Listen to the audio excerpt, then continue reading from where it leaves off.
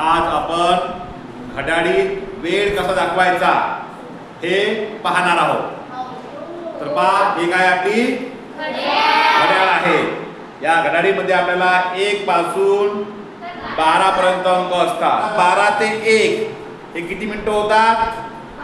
5 मिनिटं। म्हणजे 12 पासून आपण पुन्हा जर 12 पर्यंत आलो तो किती मिनिटं होईल? 1 तास होते। तर हा आपला जो मिनिट काटा आहे, हा मिनिट काटा सध्या कुठं आहे? 12 वर आहे ना। आणि हा मिनिट काटा जर फिरत फिरत पुन्हा या पूर्ण घड्याळीला एक राऊंड मारून पुन्हा 12 वर आला म्हणजे काय होते? 1 तास पूर्ण होतो। पूर्वी पहा, हा तास काटा हा कुठं होता? 2 वर होता। आता कुठं आला? 3 वर आला, म्हणजे 1 तास झाला। झाला ना 1 तास? म्हणजे एका तासामध्ये 60 मिनिटं असतात। किती मिनिटं असतात? 60 मिनिटं असतात। आता तुम्हाला मी या घड्याळीमध्ये वेळ दाखवतो, तुम्ही सांगायचं की किती वाजले। ठीक आहे? सांगा किती वाजले?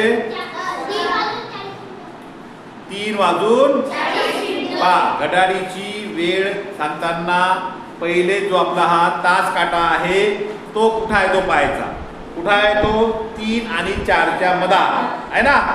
3 आणि 4च्या मधात आहे। तर वेळ सांगताना पुढचा अंक पकडायचा नाही, मागचा अंक पकडायचा। कोणता? मागचा। म्हणजे 3 आणि 4च्या मधात आहे तर 3 पकडायचे। 3 वाजून किती? 3 वाजून। आता मिनिटं किती? हा जो आपला मिनिट काटा आहे, हा मिनिट काटा ज्या अंकावर असेल तोपर्यंत आपल्याला 5चा फळा म्हणायचा। कायचा फळा?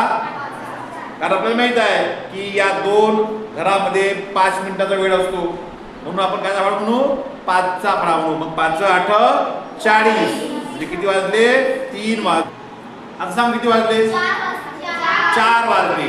या ठिकाणी आपला जो तास काटा आहे तो 4 वर आहे आणि मिनिट काटा 12 वर आहे। जेव्हा मिनिट काटा 12 वर असेल त्यावेळेस तास काटा ज्याच्यावर असेल तेवढे वाजले असं आपण समजून घ्यायचं। म्हणजे किती वाजले? डायरेक्ट 4 वाजले। तू दाखव 9 वाजून 10 मिनिटं।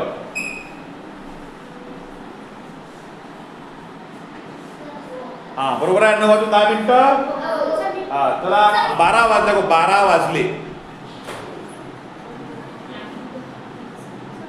बरोबर आहे। दाखव 2 वाजून 20 मिनिटं। किती? 2 वाजून 20 मिनिटं।